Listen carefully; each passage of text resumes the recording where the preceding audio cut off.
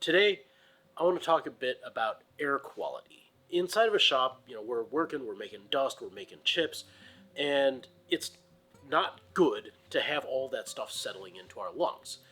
So around my shop, I've made sure that everything that I can has some sort of a dust collection facility on it.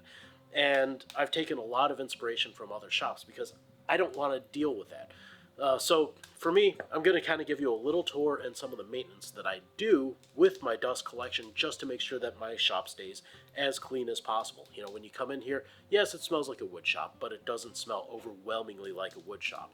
And some of it involves a little bit of just vacuuming and regular maintenance and not being a slob. And some of it really is just being smart about it. So I want to start off with my radial arm saw. In most shops, these are the biggest offenders. You have a saw blade that comes out and is spraying all of the wood chips back. And normally it hits the wall, splashes everywhere, and you have dust everywhere. You find all of the hidden cobwebs that you didn't know that you had. But I like to use this. I use this actually quite a lot, but I don't want all the dust. So, just a quick tour of this. I made this top for my radial arm saw with the thought of collecting all the dust. I don't have to be neurotic, but I have a dust cutout here that drops down and then crosses underneath.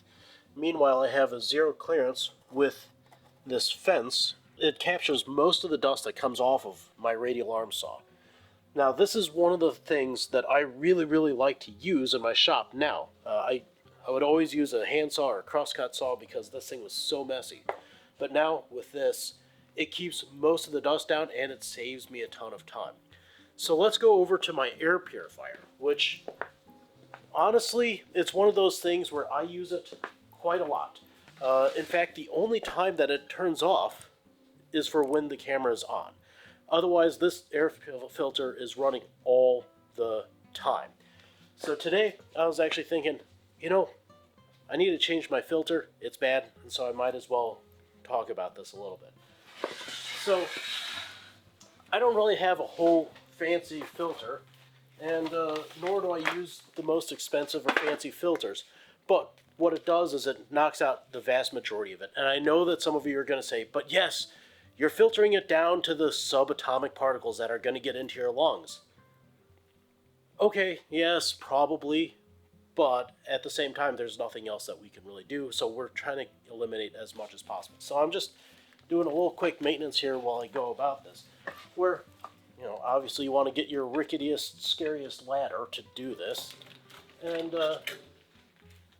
just a few minutes a day, or a month actually, will keep your health way better. And look at all this. This is all stuff that I would have been breathing in. And like I said, we're pretty heavy on the dust collection. All of our bandsaws have dust collection, and we run it all the time. We have these 1200 CFM dust collectors running all the time. We have a dust port on our table saw. We have a 600 CFM dust collector all the time that we use. And really, one of the things that I love the most is having this movable hood. Because anytime I'm using something that sprays dust, like my sander over here that doesn't really have a great dust collection facility, I can use this and capture most of it.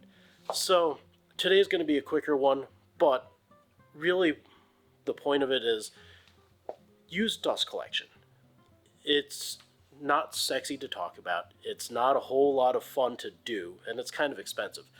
But in the long run, it's way better for your health. It keeps my allergies down, it keeps the cleanliness down, and I'm not covered in dust by the end of the day. Please like and subscribe, and for those of you who have joined on Patreon, thank you. For those who haven't, I have some exclusive content over there. You get more videos and you get to reach out to me even better. For $500 off of a new commission, use promo code YouTube on my website. I'll see you next time.